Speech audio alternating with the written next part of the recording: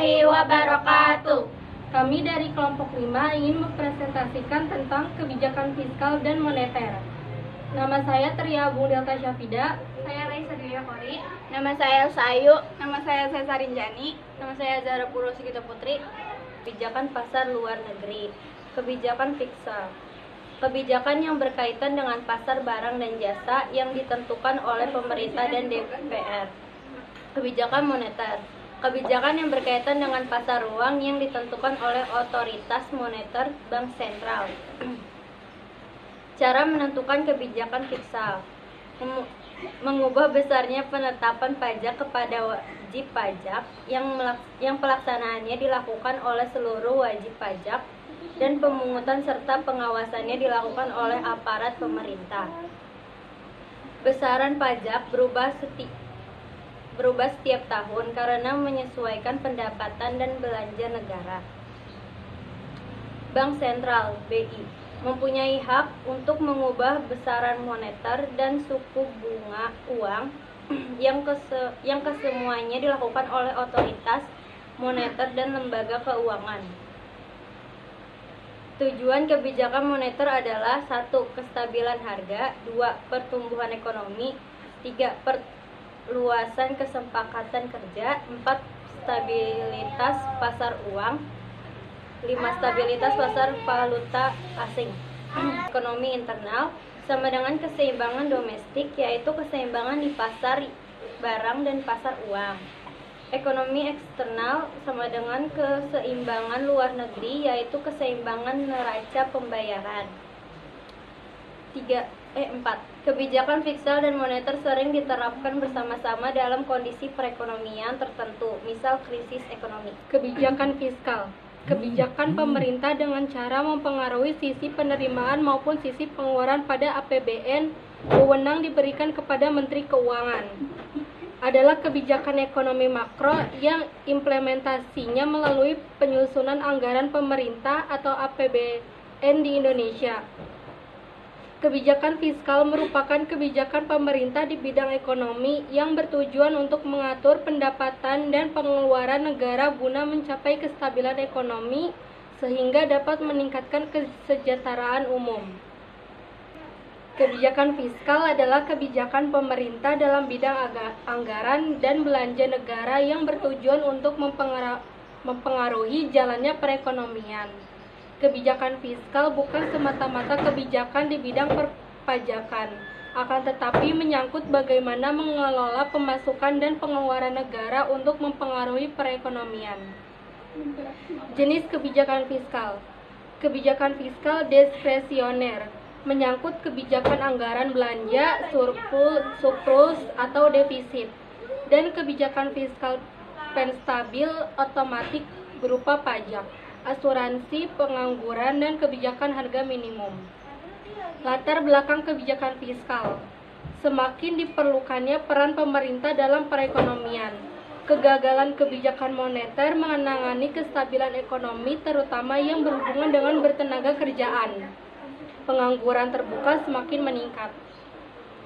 Pembagian dan distribusi pendapatan sebagian besar terkonsentrasi pada kelompok tertentu yang mendominasi perekonomian.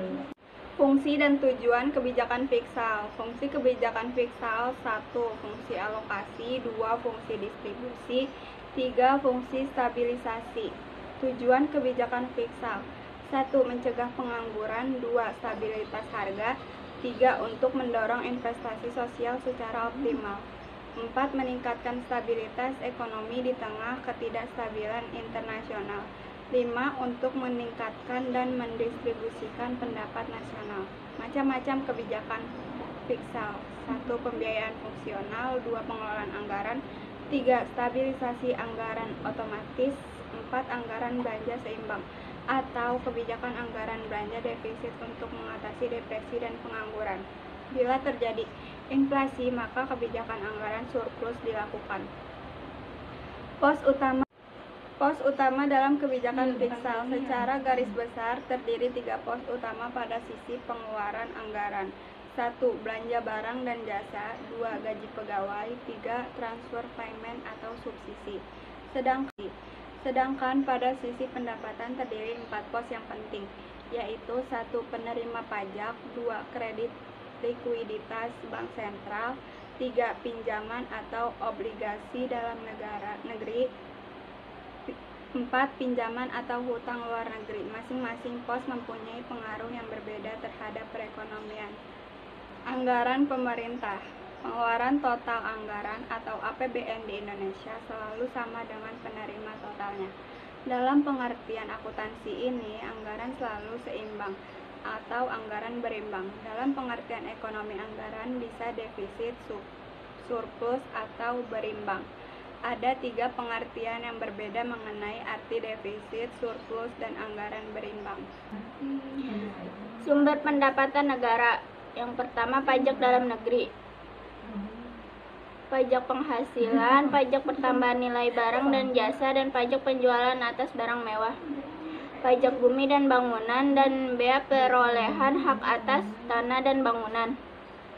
Cukai dan pajak lainnya. Yang kedua, pajak perdagangan. Yang ketiga, penerimaan SDA. Dan yang keempat, penerimaan negara bukan pajak.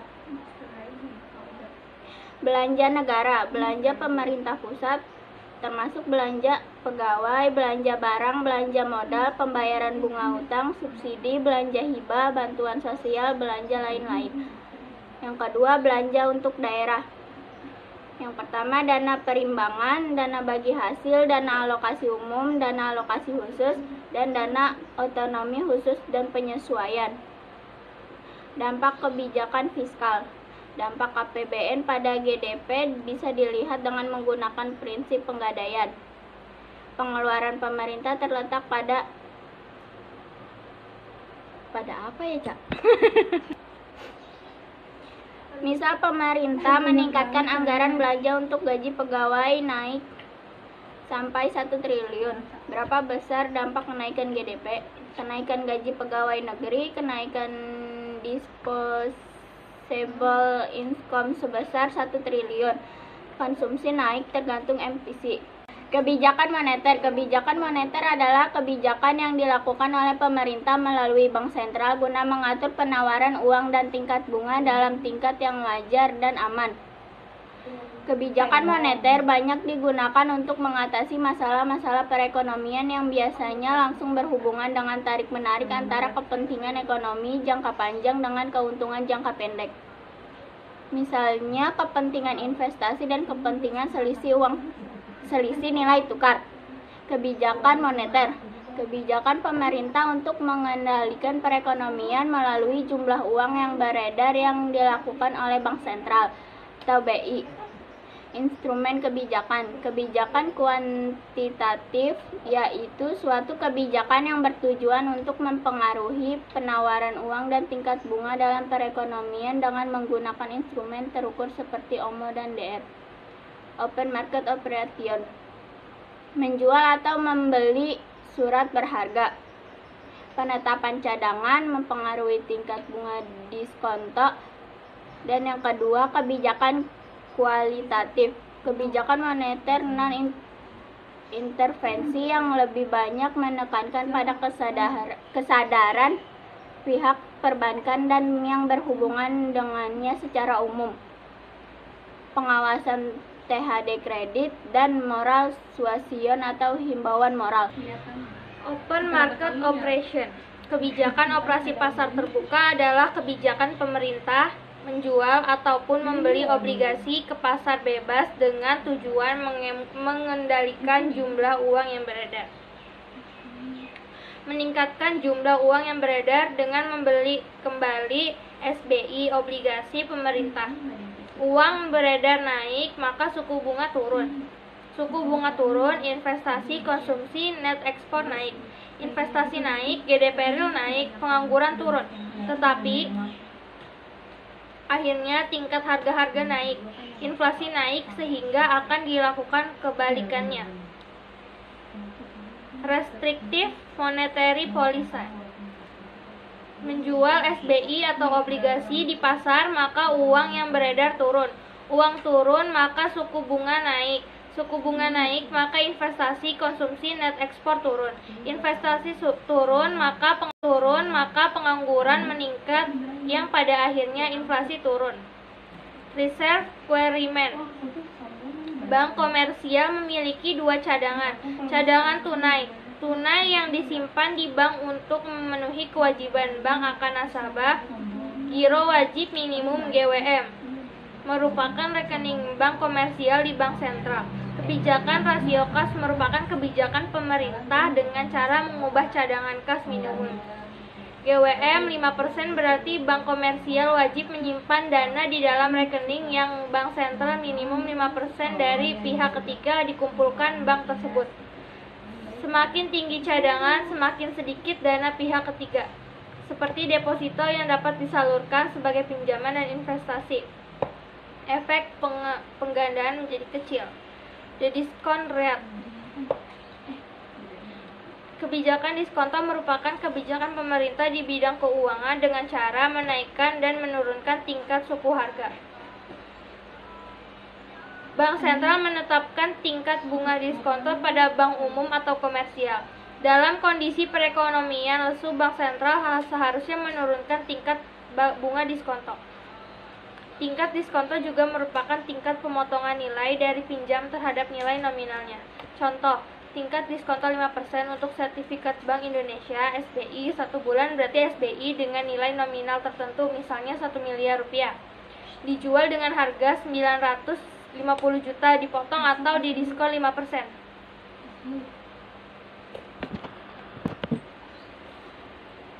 Contoh, tingkat diskonto 5% untuk sertifikat Bank Indonesia 1 bulan berarti SBI dengan nilai nominal tertentu, misal 1 miliar rupiah.